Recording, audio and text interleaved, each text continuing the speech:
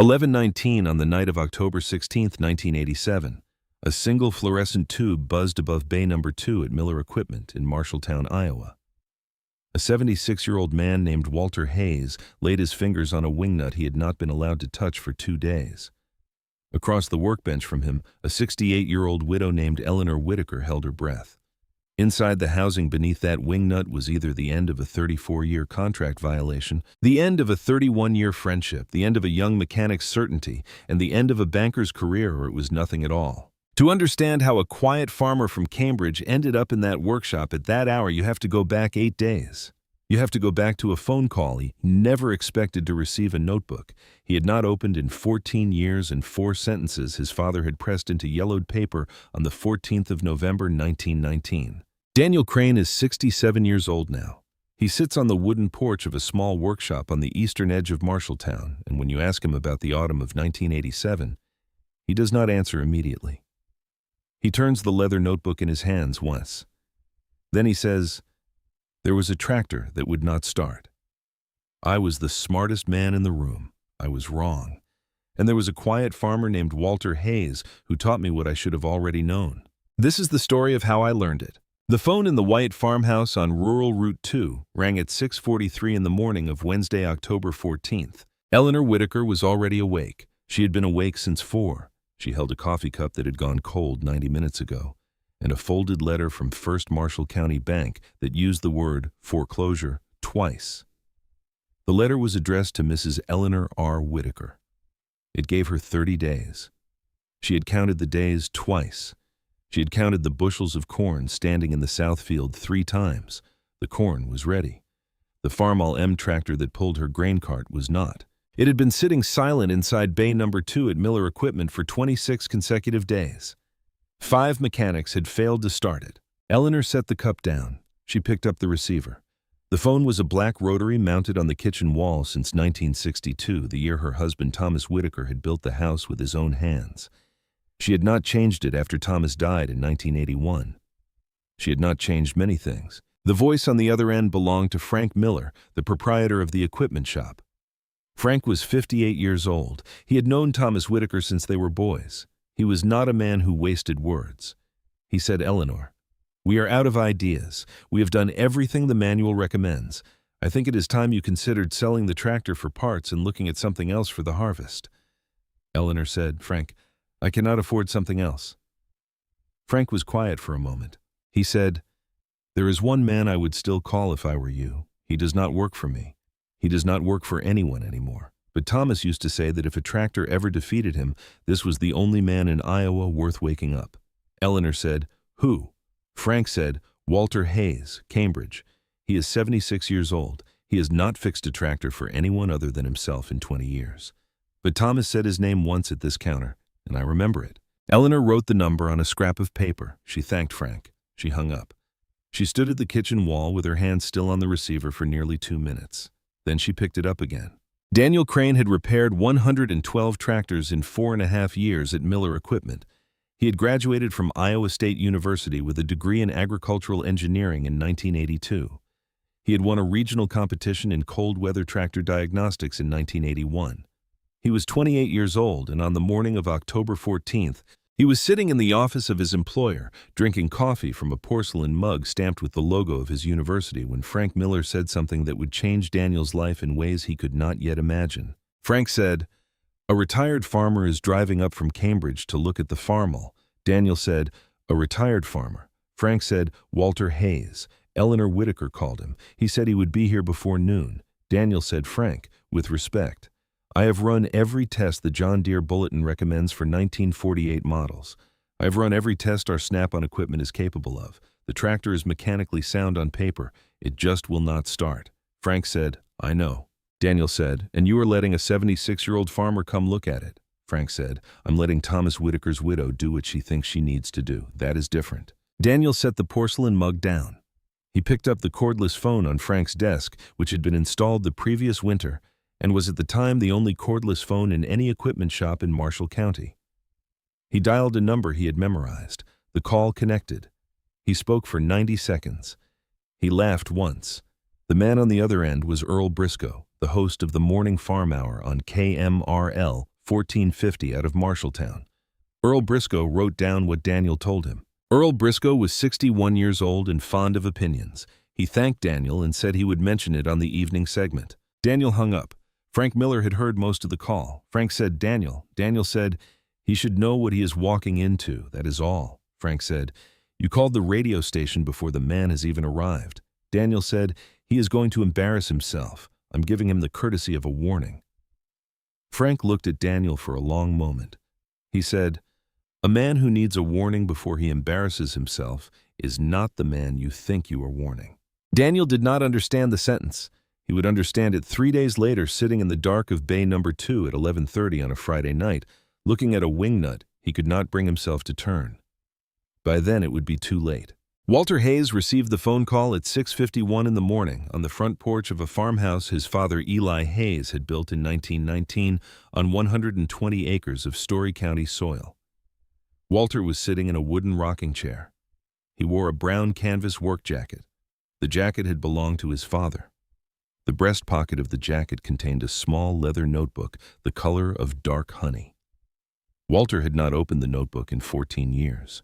He carried it because his father had carried it for 38 years before him, and because his father had given it to him in the spring of 1957, 11 days before Eli Hayes died of a heart attack in the same equipment shed where he had taught Walter to set valve clearances 33 years earlier. The phone inside the house rang 4 times before Walter rose. He did not hurry. His knees told him what they always told him in October. He listened to Eleanor Whitaker's voice through the receiver. The voice was thin. It was steady. She did not apologize for calling at 6:51 in the morning. She said the farmall would not start. She said 5 mechanics had failed. She said she had 13 days before her harvest contract expired, and she said she had 30 days before the bank moved on her note, and she said Thomas had told her more than once the name Walter Hayes. There was a long pause. The pause contained no hesitation, only wait. Walter said, I will be there before noon. Eleanor said, thank you. The line went dead. The line. Walter stood for a moment in the kitchen. He looked at the photograph above the stove. The photograph showed his wife, Margaret Hayes, who had died in October of 1973 at the age of 61, 25 years after she had married Walter in the spring of 1948. Walter had carried the leather notebook in his breast pocket every day since the funeral. He had not opened it. He walked to the bedroom. He opened the top drawer of the oak dresser where Margaret had once kept her good linen. He removed a sealed envelope. The envelope was the color of cream. The handwriting on the front was his father's. The date on the back was September 14, 1957. The seal had never been broken. Walter looked at the envelope for a long time. He returned it to the drawer. He closed the drawer. He picked up his keys. He walked out to the 1965 Ford F-100 pickup that had been his only vehicle since Margaret died.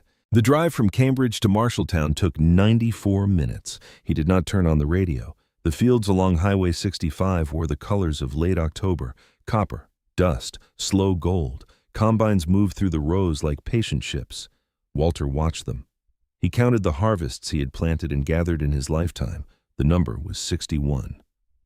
He pulled into the gravel lot of Miller Equipment at 11 minutes past noon. The shop was a long steel building with 3 open bay doors. A faded sign above the office read, Miller Equipment established 1957. Inside bay number 2, sitting beneath the fluorescent lights, was the 1948 Farmall M, beautiful, restored, silent. Walter walked through the open bay door. He did not announce himself. 6 men stood around the tractor. Frank Miller, 58, gray at the temples, was speaking quietly to a tall young man in clean coveralls. The young man wore a Ralph Lauren polo shirt beneath the coveralls. The young man was holding a Motorola Dynatac phone in his left hand. He finished a sentence into the phone as Walter entered. The sentence was, "Tell him I said the old fool should just buy a new one, cheaper than fixing antiques." Then he saw Walter Hayes in the doorway. He did not lower the phone immediately. Walter heard the sentence. Daniel Crane knew Walter heard the sentence. Daniel Crane did not apologize. He folded the phone. He set it on the workbench. He examined Walter the way a young man examines a stranger he has decided in advance is not worth examining. He saw the canvas jacket. He saw the boots. He saw the absence of any tool in either hand. He said, "You must be the friend." Walter said, "I am." Daniel said, "You are welcome to watch. We are running diagnostics." Walter nodded. He walked past Daniel Crane without speaking and began to circle the tractor. He did not touch it. He did not crouch. He did not pull on any panel. He walked, slowly, the way a farmer walks a field before he decides what is wrong with the soil. He stopped beside the steering column. He stood there for 1 full minute. The shop was not silent. A radio in the corner was playing the noon farm report from KMRL 1450. The announcer was reading corn futures. Frank Miller waited. Daniel Crane glanced at Frank and raised his eyebrows. Frank said nothing. Walter completed his circle. He returned to the front of the tractor. He reached into his breast pocket and removed the leather notebook. He did not open it. He held it in his left hand against his chest the way a man holds something he is consulting silently. Then he returned the notebook to his pocket. He said, "May I see the service records?" Frank Miller walked to the office and returned 3 minutes later with a manila folder 2 inches thick. Walter took it. He carried it to a workbench at the back of the bay. He sat down on a wooden stool. He read for 23 minutes. He read every page. When he was finished, he closed the folder and stood up. Daniel Crane was waiting for him. Daniel said, "Find anything we missed?" Walter said, "The battery has been replaced twice. The starter has been rebuilt once. The distributor has been replaced. The coil has been replaced. The fuel pump has been inspected. The carburetor has been rebuilt. Compression has been tested at 140 pounds. Spark has been verified at every cylinder. Timing has been adjusted to specification." Daniel said, "That is correct." Walter said, "You have not checked the air." The shop went quiet. The radio announcer was still reading corn futures. The fluorescent lights buzzed faintly above. Outside, a grain truck rolled past on the gravel road. Daniel said, "The air filter is new. We replaced it on the second day." Walter said, "I did not say the filter. I said the air." Daniel Crane laughed. It was not loud. It was the kind of laugh a young man uses when he has decided to be polite about a thing he considers ridiculous. He looked at Frank Miller. He looked at the other mechanics. He looked back at Walter. He said, "Sir, we have $40,000 of diagnostic equipment in this shop. I have a 4-year engineering degree from a university that has produced more agricultural engineers than any school in the Midwest. What exactly do you want us to check that we have not already checked?" Walter looked at the tractor. He said, "Crank it." A younger mechanic, a sandy-haired man named Reed, climbed into the seat of the farmall. He was 24 years old. His grandfather had been a farmer in Tama County. He turned the key. The starter engaged. The engine turned over. The sound filled the bay. Walter closed his eyes. He did not listen to the engine. He listened to everything around the engine. He listened for 10 full seconds. Then he raised one hand. Reed shut the key off. Walter walked to the workbench. He picked up a pencil. On a piece of yellow scrap paper, he wrote 3 words. He handed the paper to Frank Miller. Frank read it. He passed it to Daniel. Daniel Crane read the 3 words aloud. He said, "Not turning fast." The bay went still. Daniel said, "The starter is brand new. The battery is brand new. The voltage is reading 12.6. Walter said, "You measured the voltage. You did not measure what is between the starter and the crankshaft." Daniel said, "There is nothing between the starter and the crankshaft." Walter said, "There is everything between the starter and the crankshaft." The 2 men looked at each other. Daniel said, "I will bet you $500 that you are wrong." The bay went silent in a different way now. Frank Miller turned his head slowly toward Daniel. Frank said, "Daniel." Daniel said, "I mean it. $500, cash, right now." Walter Hayes did not answer immediately. He looked at Eleanor Whitaker, who had walked through the bay door 3 minutes earlier and was now standing quietly near the office holding her purse with both hands. Walter said, "I do not have $500 to bet." Daniel said, "Then you withdraw." Walter said, "I did not say I would withdraw." He reached into his breast pocket. He removed the leather notebook. He held it up in his left hand. He said, "This notebook was started by my father, Eli Hayes, in November of 1919. He kept it for 38 years. When he died in 1957, he left it to me. I have carried it for 30 years. It is the only thing of his I still own." He set the notebook on the workbench. He said, "I will wager this against your $500. Daniel Crane stared at the notebook. He did not speak for nearly 10 seconds. Then he said, "Done."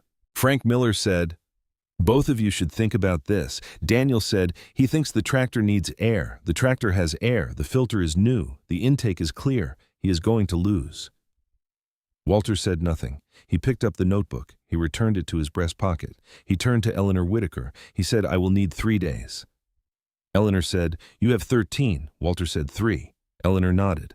"If you have ever been the quiet one in a loud room, the one nobody listened to until it was too late." Stay with this story. What Walter Hayes did next will surprise you. While Walter Hayes was speaking to Eleanor Whitaker in Bay Number 2, 3 miles east at the main branch of First Marshall County Bank, a 63-year-old woman named Dorothy Holden was sitting across a polished mahogany desk from Howard Briggs. She wore a navy wool coat. She held a checkbook in her gloved hands. She had known Eleanor Whitaker for 31 years. They had sat on the same school board. They had buried their husbands within 4 years of each other.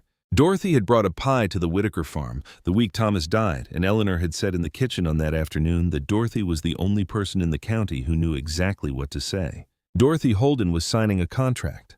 The contract gave her the right of first purchase on the Whitaker farm, 240 acres for the sum of $142,000, contingent on the bank's successful foreclosure on the morning of October 23rd. Howard Briggs slid a fountain pen across the desk. He said, "Sign here, and initial the bottom of page 3, Dorothy signed. Howard Briggs smiled. He said, "Mrs. Holden, you are doing your friend a great service. The land will be in good hands." Dorothy did not answer. She walked out of the bank into the cold October air. She drove home to a small house on Sycamore Street. She poured a glass of bourbon at 3 in the afternoon. She did not eat lunch. She told herself she was helping Eleanor. She almost believed it. The bay began to empty around 12:40. Frank Miller walked to the office. The other mechanics drifted toward the parts counter. Reed climbed down from the tractor and went outside to smoke. Daniel Crane returned to his workbench at the far wall and began arranging tools that did not need to be arranged. Eleanor Whitaker stayed. She walked to the workbench where Walter was now sitting. She set her purse on the bench. She said Thomas bought this in 1972. He said it was the last good year for American tractors. Walter said he was right. Eleanor said he paid $1,800 for it. He drove it for 9 seasons. After he died, I drove it for 6. Last winter, I sent it here because the engine was running rough. They told me they would tune it and have it back by April, Walter said, and it would not start. Eleanor said, not once. Walter looked at the tractor. The farm all sat in the center of the bay, beautiful and silent paint, nearly perfect chrome catching the overhead light. It looked like a tractor that had just rolled out of the factory in Rock Island, Illinois in the spring of 1948. Walter said, "It is too clean." Eleanor said, "What does that mean?" Walter said, "A machine that has been sitting in a heated building for 2 years is not the same machine that was working a field 2 years ago. Things shrink, things settle, things move in that should not be moving in." Eleanor said, "You sound like Thomas." Walter said, "Thomas and I learned from the same men." He stood up. He walked to the front of the farm all. He laid one hand on the radiator cap and closed his eyes. He didn't move for almost 20 seconds. Then he opened his eyes and stepped back. He said, "There is no whistle." Eleanor said, "Whistle." Walter said, "When the starter is cranking a cold Farmall M, the intake creates a small suction. The air moves through the oil bath cleaner and into the carburetor. The sound is not loud. It is the kind of sound a man hears only after he has heard it 10,000 times. It should be there. It is not there." Eleanor said, "You can hear that." Walter said, "I cannot hear it. That is the point." He returned to the workbench. He sat down on the wooden stool. He turned to the back of the manila folder and tapped a line written in pencil. He said, "This tractor was restored by a collector in Cedar Rapids in 1985. It sat in a heated storage building for 14 months.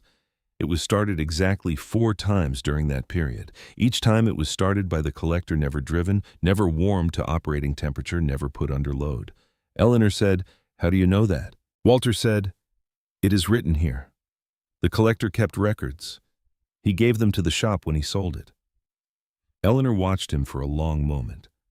She said, "Walter, I do not have 13 days. I have 8 before the bank moves. I have not told you that yet." Walter said, "Tell me now." Eleanor reached into her purse. She removed a folded letter on First Marshall County Bank stationery. She handed it to Walter. He read it slowly. He read it twice. He said, "Howard Briggs." Eleanor said, "You know him." Walter said, "I know the type." He folded the letter. He handed it back. He said, 8 days. We will need 3 for the tractor. That leaves 5. Eleanor said, 5 for what? Walter said, I do not know yet, but there are things in a man's drawer that he forgets are there. Was Thomas the kind of man who kept papers? Eleanor said Thomas kept every piece of paper he ever signed. Walter said, good. There is also something else. Did Thomas ever talk about his father Samuel? Eleanor said, no, almost never. Walter said Samuel was buried in Marshall County Cemetery. The Whitaker family plot is in the northwest corner. There is a granite marker. I want you to take me there before sundown tomorrow, Eleanor said. To the cemetery. Walter said yes. Eleanor said why? Walter said, because of something Thomas told me at his father's funeral in 1958. He said his father had buried a tin box at the foot of the marker. He said his father had told him on the day he died, if the bank ever forgets Clause 7, dig at the foot of the stone. Thomas laughed when he told me. He said his father was a strange man. I have not thought about that conversation in 29 years. I thought about it on the drive here today. Eleanor stared at him. She said, you think there is something in the ground at his grave? Walter said, I think Samuel Whitaker was a man who read contracts the way other men read scripture. I think he buried what he buried because he did not trust the house he had not yet built to outlive the document. I think we should go look. Eleanor said, tomorrow at sundown. Walter said sundown. Eleanor walked toward the bay door. She stopped at the threshold and turned around. She said, Walter, why did you bet your father's notebook?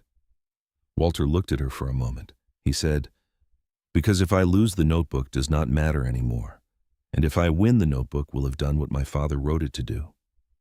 Eleanor said nothing for a moment. Then she said, thank you for coming. Walter said Thomas would have come for me. Eleanor walked out into the gravel lot. She climbed into her green Chevrolet pickup.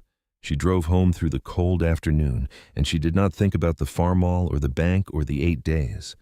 She thought about a sentence Walter had said, machines change when they stop. She wondered for the first time in 6 years whether the same was true of widows. That afternoon, Walter Hayes did not check into a motel. He drove to the parts warehouse behind Miller Equipment. He spent 2 hours walking among shelves of components dating back to the early 1940s. He held a magneto from a 1946 Ford Ferguson. He held a fuel pump from a 1952 Alice Chalmers. Frank Miller came out twice to check on him. The second time, Walter said, Frank, tell me about the collector in Cedar Rapids, the one who restored the farm-all. Frank thought for a moment. He said his name was Howard Vance. He died last year. Heart attack. His estate sold the tractor through us in May. Walter said, did he restore any others? Frank said 3. A John Deere B from 1941, a Massey Harris from 1947, and a Farmall H from 1944. Walter said, did any of them start? Frank looked at him. He said, Walter, all 3 of them came back to this shop within 6 months for the same complaint. The Whitaker tractor is the only one we have not solved. Walter said, you did not tell me that. Frank said, you did not ask. Walter walked back to the bay. He sat on the wooden stool. He thought for a long time. That evening at 6:14, Walter sat at the counter of May's Diner on Main Street, eating a bowl of chicken noodle soup. An old man at the next stool said, you look like a man who has lost something. The old man was Otis Briggs, 78 years old. No relation to Howard Briggs, a retired tractor mechanic Walter had known in the early 1950s. Otis had moved to Marshalltown in 1962. They had not seen each other in 30 years. Otis said, Walter, the worst part of being old is not the body. It is being the only one in the room who remembers what things used to sound like. Walter said, Otis, that is not the worst part. That is the only part that matters. Otis laughed. Walter laughed too. It was the first time he had laughed in 7 months. At 7:23 that evening, the radio in Walter's room at the Pineview Motor Lodge picked up KMRL 1450. Walter had not turned on the television. He was sitting at the small desk. He heard his own name on the air. Earl Briscoe said, now I do not want to be unkind, friends, but I will say this. Iowa is changing. The old men with their leather notebooks are going. The new men with engineering degrees are coming. That is not an opinion. That is the future. And folks, if Walter Hayes of Cambridge thinks his daddy's handwriting from before the radio was invented is going to start a tractor that 5 trained mechanics could not, well, I will mail him a coffee can to keep his ashes in when he finds out otherwise. Walter turned the radio off. He took the sealed envelope from his coat pocket, the envelope his father had sealed 30 years earlier. He had carried it in his wallet since the day of the funeral. He had never opened it. He turned it once in his hands. He turned it again. He opened it. The handwriting inside was shaky. The ink had faded. The paper contained one line. It read, "Walter. When the time comes, do not be afraid to lose. Be afraid only of refusing to bet." Walter folded the paper carefully. He laid it on the desk beside the leather notebook. He sat in the dim motel light for a long time. Then he turned out the lamp and went to bed. 3 miles north, Daniel Crane stood alone in the dark of Bay Number 2. The other mechanics had gone home. Frank Miller had locked the office. Daniel had stayed. He looked at the silent Farmall M. He did not believe Walter Hayes. He did not believe a 76-year-old man could hear something he himself could not hear. He did not believe a notebook from 1919 had anything to teach a tractor built in 1948. But he had seen the way Walter Hayes had walked around the tractor, and he had seen the way Walter had closed his eyes during the crank test, and how those eyes had moved beneath the lids, the way a man's eyes move when he is reading something written only on the inside of his own skull. Daniel Crane stood in the empty bay for a long time. Then he turned out the lights and went home. The Farmall M sat in the dark. Above the cornfields of Marshall County, the first hard frost of the season was already moving down from Minnesota, sliding across the Iowa border in the small hours of the night, settling on windshields and steel rails and the hoods of pickups in farmyards from Hampton to Grinnell. Walter Hayes did not yet know that within 72 hours, 3 things would happen in Marshall County that nobody would believe afterward. A banker who had ruined 4 farms in 3 years would lose everything. A friendship of 31 years would end forever in the booth of a small diner on Main Street. And a notebook written by a man who had been dead for 30 years would speak louder than every multimeter in Daniel Crane's workshop combined. Walter Hayes slept 4 hours. The morning of October 15th came clear and cold. The first hard frost had settled overnight. The roofs of Marshalltown were silver. Walter pulled into the lot of Miller Equipment at 6:45. Frank Miller arrived 10 minutes later. Daniel Crane arrived at 7:17 carrying a thermos. He saw Walter on the wooden stool beside the Farmall. He didn't say good morning. He opened the Des Moines Register. He read the futures page. Walter Hayes sat on the stool. He waited. He waited for 2 hours. The bay fell into the rhythm of an ordinary October morning. Tools clattered.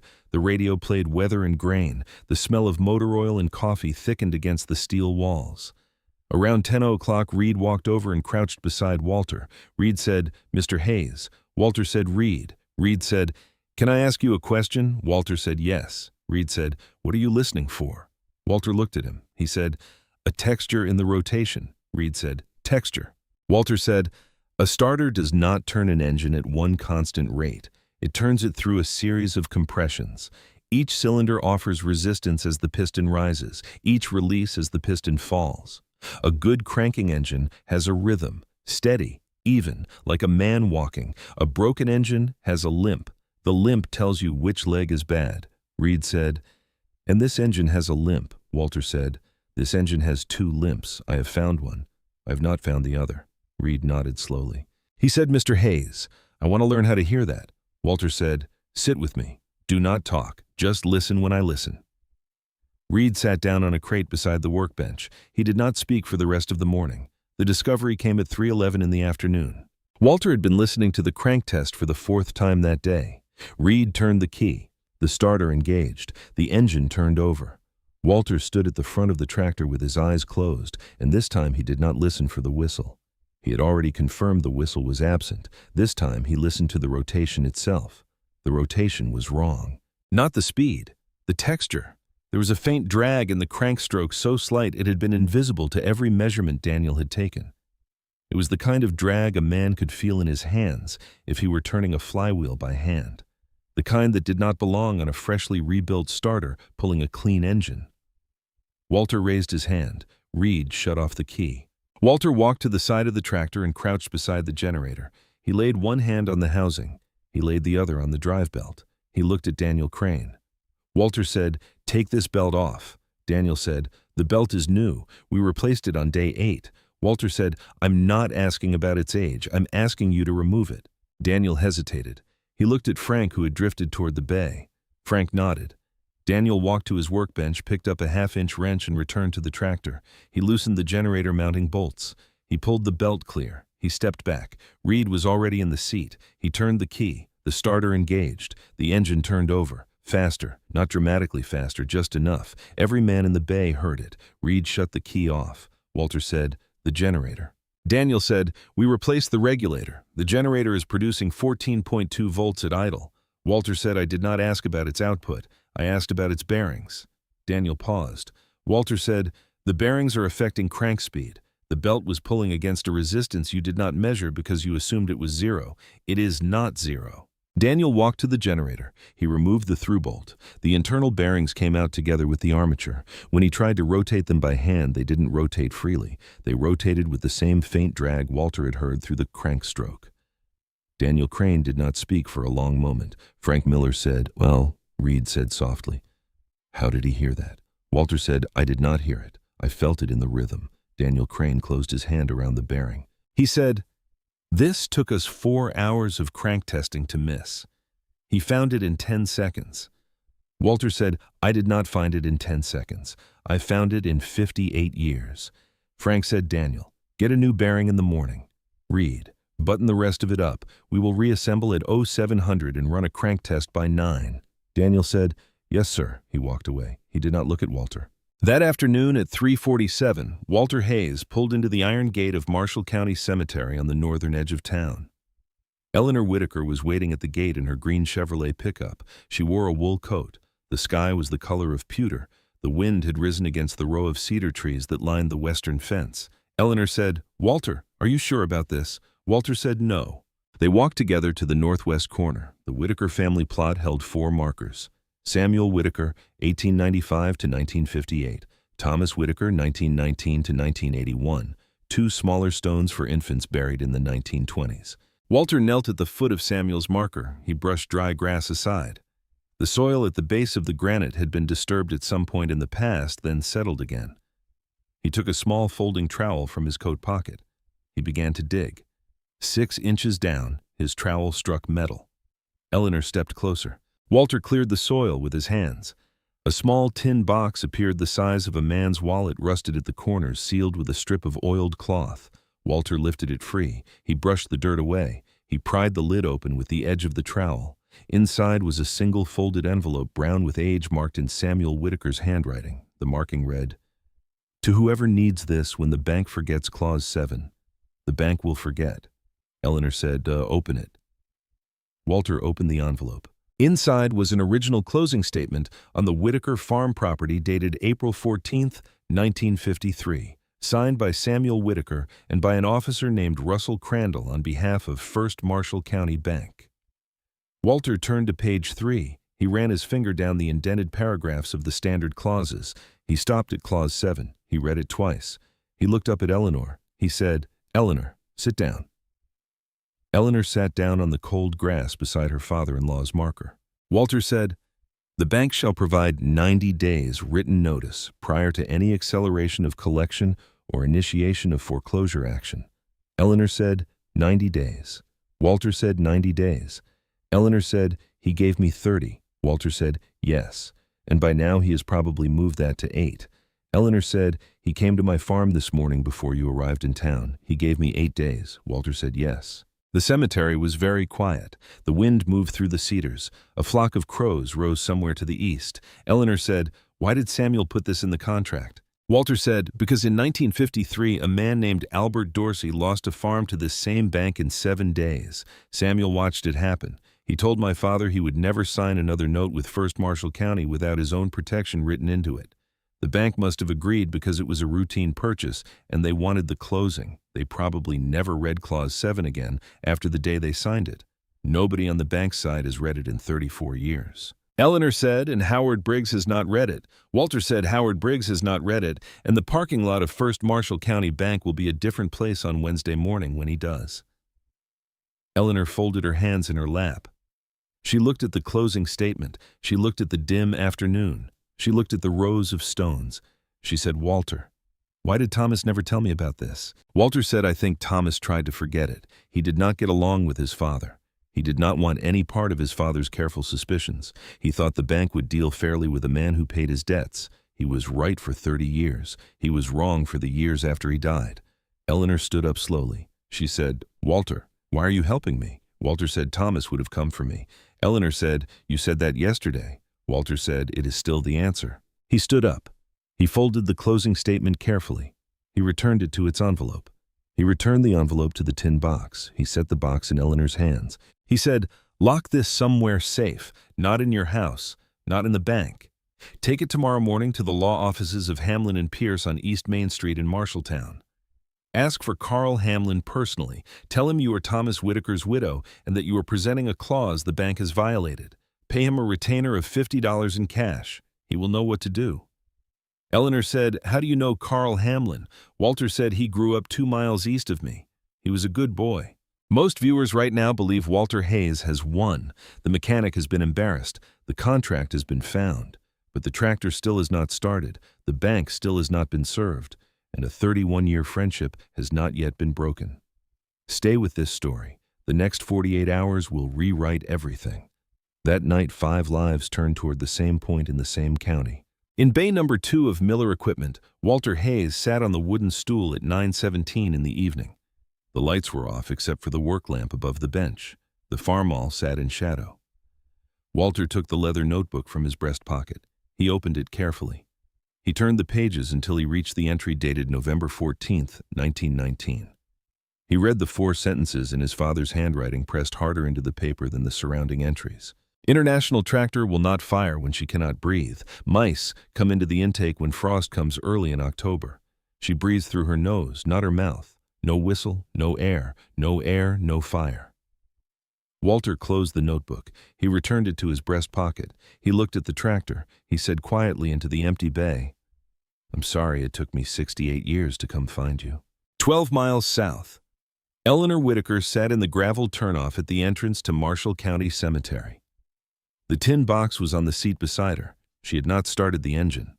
She held a black and white photograph from the glove compartment taken in 1972 of Thomas Whitaker standing beside the farmall on the day he bought it. She looked at the photograph for a long time. She said, "Thomas, I think I just found out what kind of woman I am." She put the photograph back. She started the truck. She drove home through the dark fields. 3 miles west, in a kitchen on Sycamore Street, Dorothy Holden sat at her own table with a glass of bourbon and the folded contract. The contract was 3 days old. She had read it 11 times. She had never put pen to paper that fast. She was 63 years old. She had a son in Des Moines who needed an investment. She told herself she had been trying to help Eleanor. She no longer almost believed it. 6 blocks north on the second floor of the First Marshall County Bank building, Howard Briggs sat alone at his desk. The office was lit by a single banker's lamp. The phone in his hand was connected to the regional counsel in Des Moines. He spoke quietly. He said, "The Whitaker case will close on the 23rd. The Holden purchase is pre-approved. We will recover 100% of the note plus the margin on the resale."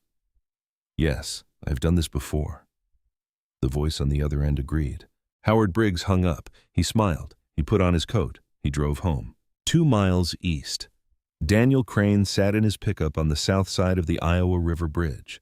He had pulled over on his drive home. He sat with the engine running for 19 minutes. He thought about a sentence Frank Miller had said that morning. "A man who needs a warning before he embarrasses himself is not the man you think you are warning." He thought about the way Reed had sat beside Walter Hayes for 2 hours without speaking. He thought about the radio call he had made the day before. He thought about a phone in his pocket that cost $3,900 and a notebook he had wagered against that he had not seen any man hold the way Walter Hayes held it. He drove home. He didn't sleep well. The morning of October 16th came clear and cold again. By 8:10, the generator was reassembled. The belt was on. The tensioner was set. Reed climbed into the seat. He turned the key. The starter engaged. The engine turned over. The rotation was faster than the day before. The drag was gone. The engine didn't start. It tried. A single cylinder caught halfway through the second crank cycle. A faint thump. A half breath of life. Then nothing. The starter labored. Reed shut the key off. Daniel Crane laughed. The laugh was not polite. He said 1 cylinder. He gained 1 cylinder. That is the entire result of his sitting on a stool for 48 hours. Frank said, "Daniel." Daniel said, "No." He told you he would find 2 problems. He found 1. The first one was on a part we replaced 2 weeks ago. Maybe the problem is the man who restored it. Maybe the problem is the man who owned it. Maybe the problem is that we are listening to a retired farmer guess. Walter said nothing. He walked to the tractor. He laid one hand on the hood. He stood there for 10 seconds. Then he turned to Frank Miller. He said, "I will need until tomorrow morning." Frank said, "You have it." Daniel said, "He has 30 hours left on the bet." Walter said, "I know what I have." He walked out of the bay and into the cold October morning. At 1:47 that afternoon, Eleanor Whitaker walked into the law offices of Hamlin and Pierce. She placed the tin box on Carl Hamlin's desk. She watched Carl read Clause 7. She watched him read it twice. She watched him pick up the phone and make 3 calls in front of her. She watched him hang up. She watched him look her in the eye and say, "Mrs. Whitaker, this bank is in violation of its own contract, and I will have the foreclosure stayed by Monday morning." Eleanor did not cry. She had stopped crying in 1981. She thanked Carl Hamlin. She paid him $50 in cash. She drove to May's Diner. She had a call to make. At 7:13 that evening, Eleanor Whitaker sat down across the booth from Dorothy Holden. Dorothy saw Eleanor and smiled the way old friends smile. She said, "Eleanor, I'm so glad you called. I've been worried sick." Eleanor said, "Dorothy, I need to ask you a question." Dorothy said, "Anything." Eleanor said, "Did you sign a contract with First Marshall County Bank 4 days ago?" Dorothy's face did not change quickly. It changed slowly the way a window fogs when the temperature drops. The color left her cheeks. The smile remained for a moment, then dissolved. She set her coffee cup down. She looked at the table. She said, "Eleanor." Eleanor said, "Yes or no." Dorothy said, "It is not what you think." Eleanor said, $142,000 for 240 acres, 60 cents on the dollar, through a foreclosure that Howard Briggs assured you was a certainty. Yes or no, Dorothy? Dorothy said, "I was trying to help you." Eleanor said, "You were trying to help yourself." Dorothy said, "I would have let you stay in the house. I would have rented it back to you for almost nothing. I have a son in Des Moines who needs an investment." Eleanor said, "You signed that contract before the bank had even sent me the second notice. Howard Briggs's signature is dated October 12th. My second notice is dated October 14th. Dorothy said nothing. Eleanor stood up. She didn't raise her voice. She didn't slam anything. She picked up her purse. She laid $2 bills on the table for her coffee. She said, "Dorothy, we have sat on the same school board. We have raised our children together. You came to my house with a pie the week Thomas died. I remember the pie. I remember which dish you brought it in. I remember thinking you were the only person in the county who knew exactly what to say to me." She paused. She said, "You are not that person anymore. You're a different woman." Dorothy said, "Eleanor, please." Eleanor said, "I would like you to leave town for a while. I do not care where you go. I do not care for how long. Just go." She walked out of the diner. Dorothy Holden sat alone at the table for 45 minutes. She did not finish her coffee. The waitress did not approach her. At 8:00 she paid her bill and walked out into the cold October evening. She drove home to a kitchen that smelled of bourbon. She didn't cry. She had not learned how to cry as a child. At 10:57 that evening, Eleanor Whitaker's green Chevrolet pickup pulled into the gravel lot of Miller Equipment. She carried a cardboard box from her porch and walked to the side door of the shop. It was unlocked. Walter had told Frank he would be working late. Inside bay number 2, the lights were on. The farmall sat in the center of the bay. Walter Hayes was sitting on the wooden stool, hands folded in his lap, the leather notebook on the workbench beside him. Eleanor walked in. She set the cardboard box on the floor. She said, "I told Dorothy." Walter said, "How did it go?" Eleanor said, "She is not my friend anymore." Walter said, "I am sorry." Eleanor said, "I am not. I am tired, but I am not sorry." She sat down on a metal folding chair beside the workbench. She said, "You are going to tell me about that notebook now." Walter said, "Yes." He reached for the notebook. He opened it carefully. He laid the open page under the work lamp. He turned it so Eleanor could see the writing. Walter said, "Read." Eleanor read the 4 sentences. She looked up. She said, "Mice." Walter said, "Mice." Eleanor said, "In the air cleaner." Walter said, "In the air cleaner." Or further. The Farmall M has an oil bath cleaner with 2 chambers. Mice will build a nest in the lower chamber if the tractor sits unused in cold weather. The nest does not block air. It restricts air just enough that the intake velocity drops below the threshold required for proper fuel atomization.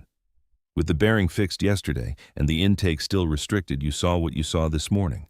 One cylinder catches, the others cannot. Eleanor said, "How did your father know this?" Walter said, "He found the nest in his Titan tractor in November of 1919. He had restored the tractor that summer. He had stored it through the fall. The first cold morning he went to start it, and it would not fire. He spent 3 days looking at the ignition. On the 4th day, he opened the oil bath cleaner. He found the nest. He wrote it down because he wanted the next generation of farmers in Iowa to know that machines breathe, and that the cold drives small animals into warm places, and that you cannot fix a tractor if you do not understand that it is connected to the rest of the world. Eleanor said, "How are you going to fix it?" Walter said, "I'm going to open the oil bath cleaner. I'm going to remove what is inside. I'm going to clean the intake passages. I'm going to reinstall the cleaner. And tomorrow morning you are going to start the tractor." Eleanor said, "Me." Walter said, "You." He stood up. He picked up a clean rag and a small flashlight from the workbench. He walked to the front of the farm all. He reached up and laid one hand on the wing nut that held the top of the oil bath cleaner in place. He paused. He looked at Eleanor.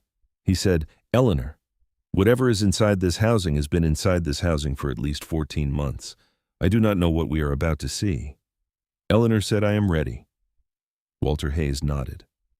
He began to turn the wing nut. The wing nut turned slowly. It had not been removed in 14 months. It resisted at first, then gave with a quiet metallic complaint. Walter set it carefully on the workbench beside the leather notebook. He lifted the top cover of the oil bath cleaner away. He took the flashlight in his left hand and shined the beam down into the lower chamber. He did not speak for 10 full seconds.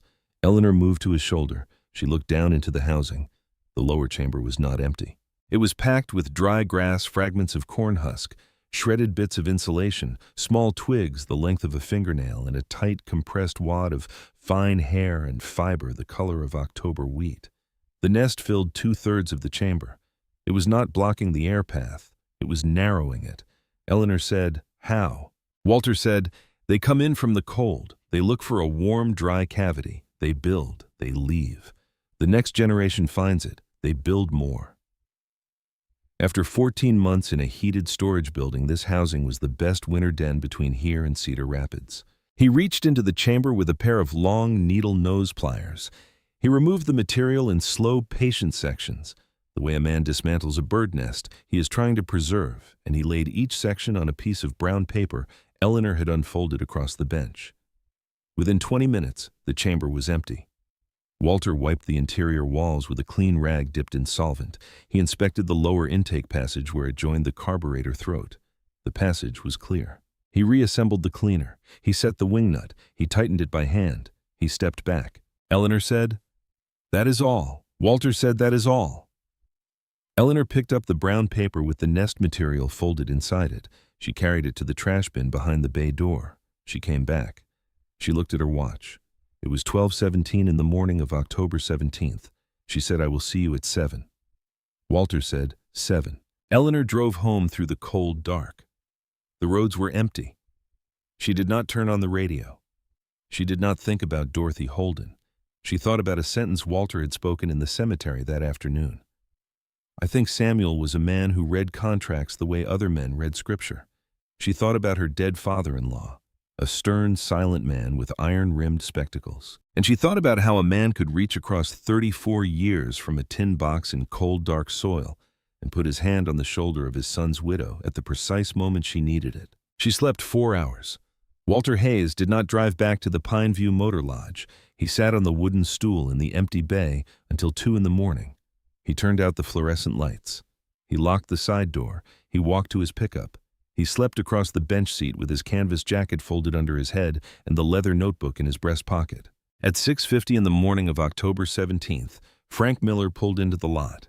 He saw the Ford F-100 parked near the bay door. He saw the shape of Walter Hayes asleep across the seat. He didn't wake him. He unlocked the side door. He turned on the lights. He started the coffee.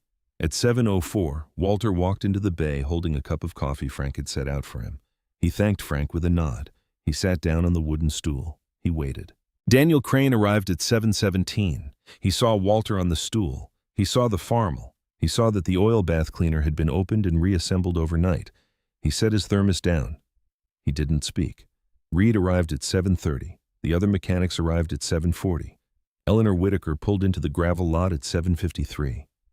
She walked into the bay holding the manila folder she had retrieved from Carl Hamlin the afternoon before. She stood near the parts counter. Frank Miller looked at Walter. Frank said, "Ready." Walter said, "Eleanor will start it." Eleanor looked up. She said me. Walter said you. Daniel Crane said she has never driven a Farmall M. Walter said she has driven this Farmall M for 6 harvests. After her husband died, she put up the corn alone in 1982, 83, 84, and 85. She knows this tractor better than any man in this room. Eleanor walked to the side of the tractor. She climbed up onto the platform. She settled into the worn metal seat. Her left hand found the steering wheel. Her right hand found the throttle lever. She glanced down at the magneto switch. Walter said, choke half closed, throttle a quarter open. Eleanor adjusted them. Walter said, now. Eleanor turned the starter switch. The starter engaged. The engine turned over. On the 3rd revolution, the first cylinder caught. On the 4th, the second. By the 5th, all 4 cylinders were firing in their proper sequence, and the deep 4-cylinder bark of a 1948 Farmall M rolled out of the open bay door and across the gravel lot and into the cold Iowa morning. Eleanor Whitaker did not smile. She did not cry. She closed her choke. She brought the throttle down to idle. She listened to the tractor breathe. The exhaust was steady. The valve train was clean. The fuel pull was even. She sat for a long moment with her hands on the wheel. Then she said very quietly into the steering column, Thomas. We did it. Reed turned away from the tractor and put a hand on the workbench and looked at the floor. Frank Miller removed his cap. Daniel Crane stood at his workbench. His arms were at his sides. He looked at Walter Hayes once, then looked at the floor, then looked at the Farmall, then looked at the floor again. He walked out of the bay through the side door without speaking. He stood in the gravel lot in the cold for a long time. He did not return until 9:03. By then, Eleanor had driven the Farmall around the lot twice and parked it beside her green Chevrolet pickup. Walter had folded the leather notebook back into his breast pocket. Frank had begun to draft the final invoice. Daniel Crane walked up to the workbench. He picked up his thermos. He set it down again. He looked at Walter. He said, Mr. Hayes. Walter said, yes. Daniel said, you won the bet. Walter said, there was never a bet. Daniel said, $500. Walter said, you keep the $500. I do not want it. I never wanted it. Daniel said. Then why did you wager? Walter said, because you needed to see what you were wagering against. Daniel did not answer. He nodded slowly. He walked back to his workbench. He picked up the morning's first work order and began to read it without looking up. He didn't say anything else that day. Eleanor and Walter loaded the tractor onto a flatbed trailer at 10:30. Frank Miller refused to bill Eleanor for the final week of labor. He billed her only for the new generator bearing and a new air cleaner gasket. The total was $68.40. Eleanor wrote a check on the workbench. She thanked Frank. She thanked Reed. She did not thank Daniel Crane. She drove the flatbed home behind Walter's Ford F-100. The Farmall sat strapped to the trailer, red and clean, and breathing all the way back to the Whitaker farm. By noon, Walter had unloaded the tractor. By 1 in the afternoon, the Farmall was hitched to the grain cart, and Eleanor was rolling slowly across the south field alongside a rented combine her hired man had brought up from the implement dealer that morning. The first load of corn went into the auger of the Whitaker silo at 3:14. On the morning of October 20th, Carl Hamlin hand-delivered a letter to the office of Howard Briggs at First Marshall County Bank. The letter cited Clause 7 of the closing statement dated April 14, 1953. It cited the bank's notice of accelerated foreclosure dated October 14, 1987, which provided 30 days. It cited the verbal notice of October 15th, which had reduced that to 8. It cited the bank's contractual obligation to provide 90 days written notice. It cited Iowa Code, Chapter 554, Section 3. The letter requested that the foreclosure be stayed pending compliance with the original contract. Howard Briggs read the letter twice. He placed it on his desk. He walked to the window of his office on the second floor and looked down at Main Street. He watched a delivery truck unload boxes at the back of the Penny's store across the street. He stood there for 11 minutes. Then he sat down and called the regional counsel in Des Moines. The regional counsel called back at 4:07 that afternoon. The foreclosure was stayed by close of business. It was never refiled. By Friday evening, October 23rd, Eleanor Whitaker had cleared 160 acres. The remaining 80 went down in the next 4 days. The final load went into the Cedar Falls Grain Cooperative scale on October 31st at 4:10 in the afternoon. The total weighed in at 42,160 bushels. The cooperative cut a check on November 2nd for $78,490. Eleanor deposited it into a new account at the Story County Savings Bank in Ames, 64 miles south of Marshalltown. She did not deposit a single dollar at First Marshall County. By the second week of November, Eleanor had paid down the principal on her loan to $64,000 and restructured the remaining balance over 5 years through Story County Savings. On November 9th, Eleanor filed a formal complaint with the Iowa Department of Banking against Howard Briggs. She attached copies of the contract, the bank's notice of October 14th, the verbal acceleration notice of October 15th, and a sworn affidavit from Carl Hamlin. The Iowa Department of Banking opened an investigation in the second week of December. By the third week of February 1988, the investigation had widened. 4 other farm families in Marshall County had come forward, all of them with loans serviced by Howard Briggs personally, all of them with documentation that the bank had moved foreclosure timelines outside the procedural windows specified in their original contracts. The state of Iowa had needed only to see the pattern. Howard Briggs was relieved of duty on February 22nd. His banking license was revoked permanently on April 3, 1988. On the afternoon of April 15th, Howard Briggs walked out of First Marshall County Bank for the last time. He carried a cardboard box. He didn't look up. Eleanor Whitaker was standing on the sidewalk across Main Street in front of the Penny's store. She held a single sheet of paper. She did not speak. She did not raise the paper. She simply stood and watched. Briggs saw her. He stopped on the sidewalk. For 19 seconds he stood there with the cardboard box in his hands. Then he crossed Main Street. Eleanor handed him the sheet of paper. It was a certified copy of the closing statement stamped by the Iowa Department of Banking, dated April 3, 1988. Clause 7 was underlined in red. Briggs took it. He held it. He did not speak. Eleanor said, "Mr. Briggs, there were 4 other families. I am the one who lived close enough to give this to you in person." Briggs nodded once. He walked to his car. He set the box on the passenger seat. He set the sheet of paper on top of the box. He drove away. He left Marshall County in the second week of May. He moved to a small town in southern Indiana where his wife had family. He never worked in a bank again. Dorothy Holden's contract with First Marshall County was voided automatically when the foreclosure was stayed. Her $142,000 was returned to her by the bank in the first week of November, less a $300 administrative fee. She did not contest the fee. She did not return to May's Diner. She did not return to the Methodist Church on Sycamore Street where she had sat in the third pew for 27 years. In April of 1988, she sold the small frame house on Sycamore Street and moved into a 1-bedroom apartment in Polk County near her daughter's family in Des Moines. Eleanor Whitaker did not speak to her again.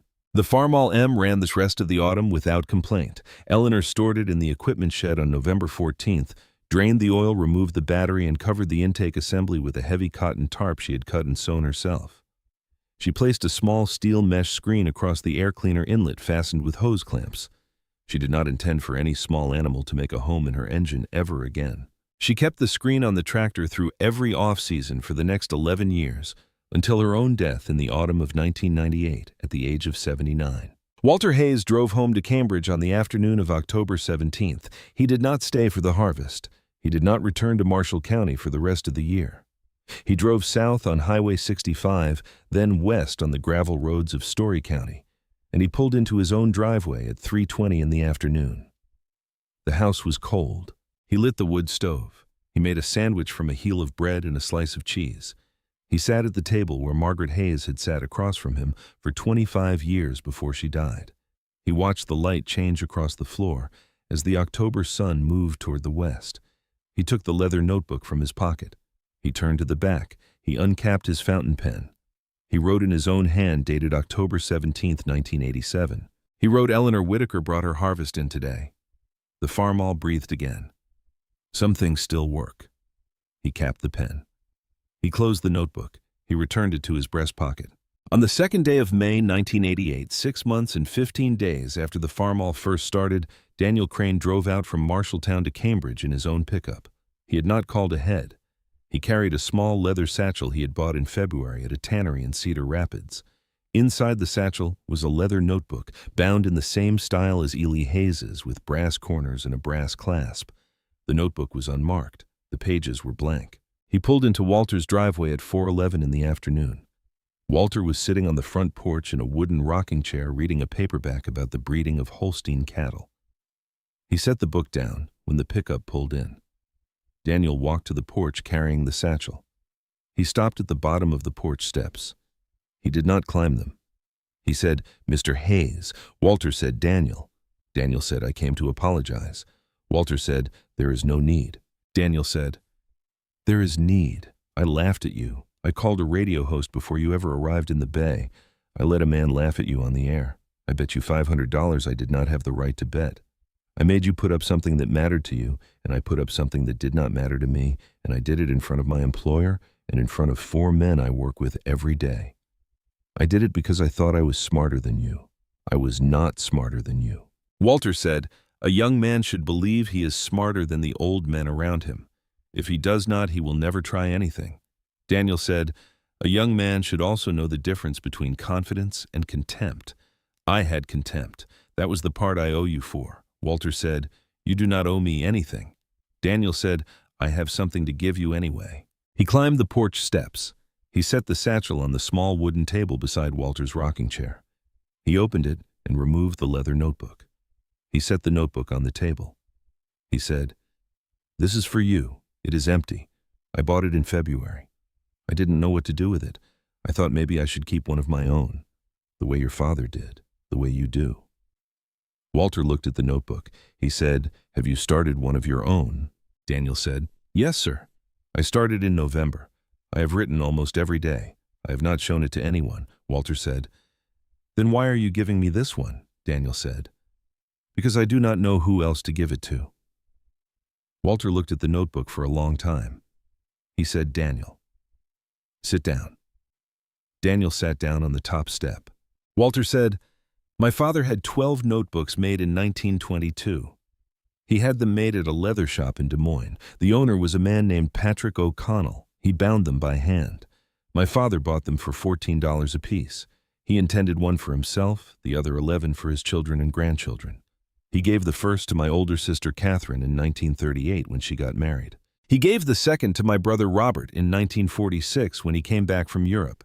He gave the third to me in 1957, the year he died. He gave 8 more during his lifetime. There was one left over. It was in the back of his bureau drawer when he died. My mother kept it for the rest of her life. When she died in 1971, I took it. I put it in the same drawer in my own bureau. I never gave it away. There was no one I thought it was meant for." Walter stood up. He walked into the house. He came back 2 minutes later carrying a small leather notebook, brass corners, brass clasp, pages blank. He set it on the table beside the notebook Daniel had brought. The 2 notebooks looked identical. Walter said, "This is the 12th one, the last one my father had made. I have kept it for 30 years. I want you to have it." Daniel said, "Mr. Hayes, I cannot." Walter said, "You can, you will." Daniel said, "I brought you a notebook. You are giving me one of your father's." Walter said, "That is correct." Daniel said, "Why?" Walter said, "Because I want you to write in it, not the way you have been writing in the one you bought. I want you to write the things you hear, not the things you measure, not the things you replace, the things you hear. Write the small noises that are wrong. Write the quiet places that should not be quiet. Write what your eyes cannot see and what your hands cannot feel. Write until you are 76 years old. That is the age I was when I gave it to you. And then, when you find a young man who has just been laughed at by a young woman with a college degree and a multimeter who is sitting on a wooden stool in a workshop somewhere in Iowa, give him this notebook." Daniel didn't speak for a long time. He said, "Why me?" Walter said, "Because I have been waiting 30 years for someone to take it. Until October, I did not know I was waiting. After October, I knew. The man my father had in mind is you. He did not know your name. Neither did I until 2 weeks ago." Daniel picked up the notebook from the bureau drawer. He held it carefully, with hands the way Walter had held the notebook in the bay of Miller Equipment on the first afternoon of October 14th. He said, "I will write in it." Walter said, "I know." Daniel said, "Will I see you again?" Walter said, "I do not think so. Not often. Cambridge is 60 miles. You have a life in Marshalltown. We will run into each other at the implement dealer in Ames once or twice a year. That will be enough." Daniel stood up. He held the notebook against his chest the way Walter held his own notebook, the way Eli Hayes had held it 68 years earlier in the doorway of a frame house that no longer stood. Daniel said, "Thank you, Walter." Walter said, "You are welcome." Daniel walked down this porch steps. He climbed into his pickup. He drove east toward Marshalltown. Walter sat back down in the rocking chair and watched the dust settle on the road behind the truck for a long time after the truck itself had disappeared. Daniel Crane is 67 years old now. He sits on the wooden porch of a small workshop on the eastern edge of Marshalltown, and the leather notebook in his hands is no longer empty. He has filled 612 pages. He has been waiting 19 years to find the right young man to give it to. Last spring, he thought he had found her. She works at an implement dealer in Ames. She is 27 years old. She has a college degree and a diagnostic computer that cost $40,000. Last week, she repaired a tractor that had defeated 3 other mechanics. She did it in 6 hours. Daniel watched her work. He has not given her the notebook yet. He is still listening for the way she hears. The work continues.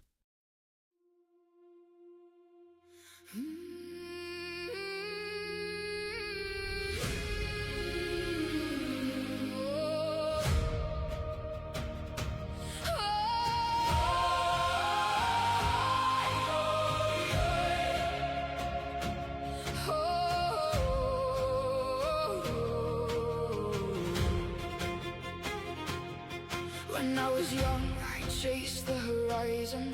Certain peace was waiting there. I thought the storms were wrong turns taken, and every burden was unfair. So I spent years fighting the mountains, cursing every winding road, never seeing that the struggle was the thing that made me grow.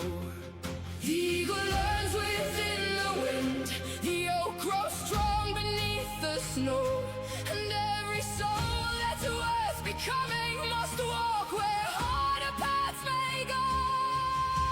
The road was never meant to be easy.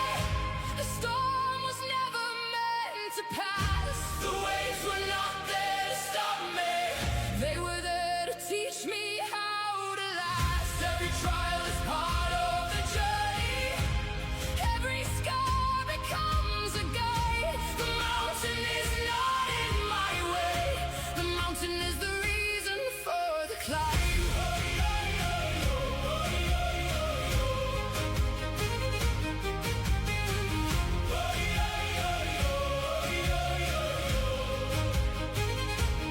I've known loss that left me broken. I've known fear that stole my breath. I've known nights so cold and endless I could barely take one step. Yet every wound became a teacher. Every failure left a mark, and every valley that I walked through placed another star within the dark. The river doesn't fight the canyon, it learns to carve its way ahead. What seems a wall to those who fear it becomes a path for those who tread. The road was never meant to be easy. The storm was never meant to pass. The waves were not there to stop me. They were there to teach me how to last. Every trial is part of the journey. Every scar becomes a guide. The mountain is not in my way. The mountain is the reason for the climb.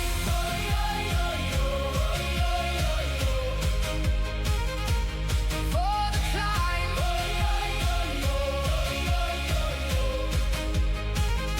One day I stopped asking, why me? And started asking, what can I learn? The moment I embraced the fire lost its power to burn. For every challenge holds a gift, though hidden from the eye. The obstacle and destination were never separate all this time. The road was never meant to be easy. The storm was never meant to end. The battles were not sent to break me.